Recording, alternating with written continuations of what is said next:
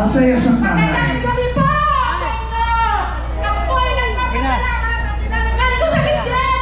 At yun po sa inyo sa pagpasalamat, sa pagtugon, sa pagpunta. Yan dito ang nakisa. At nagpapasalamat din ako sa UPI na isang dahilan sa pagtitipo natin. Ako po ay isang ilaw na tahanan. Ang asawa ko ay minimum wager lamang. Nilamang ko na lang, no? Pero yun ang dahilan kaya ang pamilya nabubuhay. Dahil yung haligi ng tahanan, nagtratrabaho para sa pamilya sa minimum wage. So, sa ngayon po, tumataas ang bilihin at may 5 kang anak, hindi na po kakayanin. Kaya sa mga nanay na nandito ngayon, na katulad ko na madiskarte, taas po ang kamay! At sa mga ama na nandito, na may malaking pangunawa at wala sa kanilang asawa, dahil madiskarte, maraming salamat sa inyo!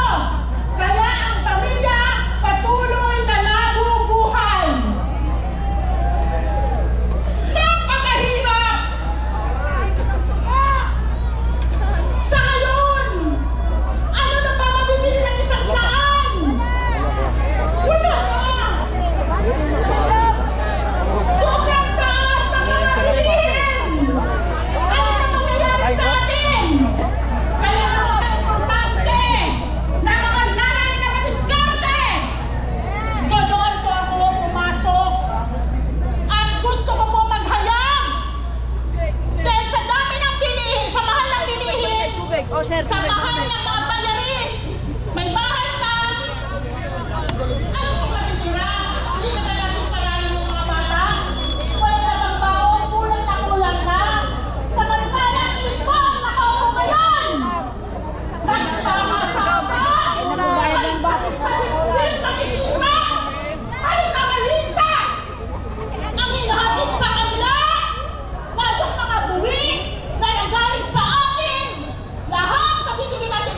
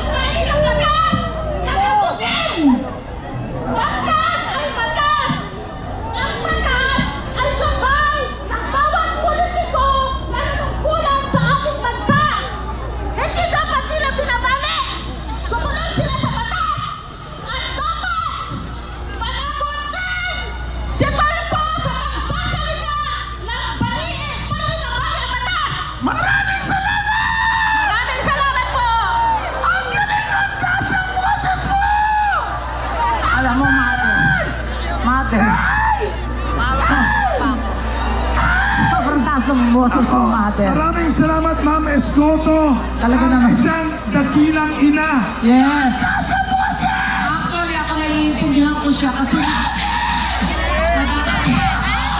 nadadala kasi siya ng emotion niya, partner. Bakit hindi mo translate yung sinasabi niya? Ay, gano'n?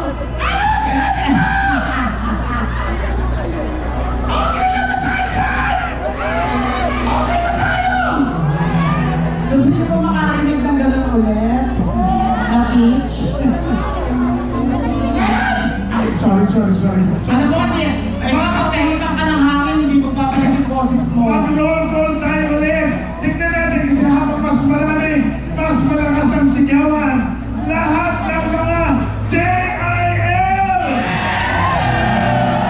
Ako parang hina naman. JIL! INC! KOGC! Cristiano! Muslim! Katoliko! PDP Laban! Ang tawag natin sa ating lahat? Pilipino! Okay now! Okay now! Ay, Ruff! ay, hindi ka po pwedeng gumanyan. Ruff comment! Kasi, siya naman ay meow. Oh, parang alam niyo na kung sino, di ba? Oh, again? Meow. Ganon. Ladies and gentlemen, para muling magbigay ng inspirasyon sa ating lahat, from Dasmariñas, Cavite, Congressman Kiko Meow Barzaga!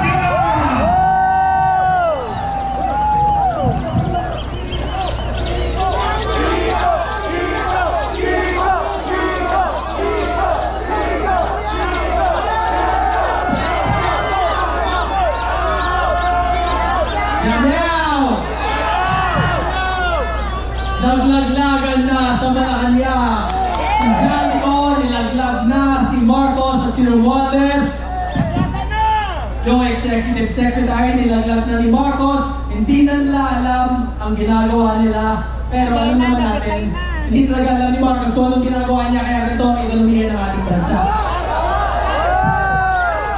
Lahat tayo sumuporta doon. Lahat tayo binigyan natin siya ng pagkakataon na baguhin ang ginawa ng pamilya niya, ang legacy ng ama niya, ang Marcos legacy.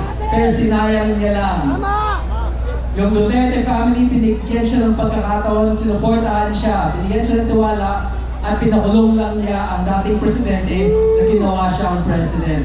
He imprisoned the man who trusted him and the man who gave him the faith in leading the country. So dati ang sigaw natin, BBM. Ngayon ang sigaw natin, Marcos resign! Marcos resign! Marcos resign! Marcos resign! Kasi wala lang pinabukasan ang ating bansa sa pamamalakad ni President Bongbong Marcos. Mag-resign ka na, ang dami mo lang ninakaw sa amin. Ang dami nyo lang ninakaw, ang dami lang namatay. Nagpa-party-party ka lang, na kumakain ka lang, natutulog ka lang sa Malacanang habang binabaha at nagugutom ang iyong mga nasasakupan. Justisya para sa Pilipinas, BBM resign, Marcos resign! Marcos resign! Marcos resign! Marcos resign! Marcos resign! Thank you everyone, and God bless. Ladies and gentlemen, Congressman Kiko Meow Barzaga! Ngayon mga kaibigan, para magpatuloy sa ating speech, tatawag tayo ng isang kagarang-garang, isang retired general, walang iba kundi si Sir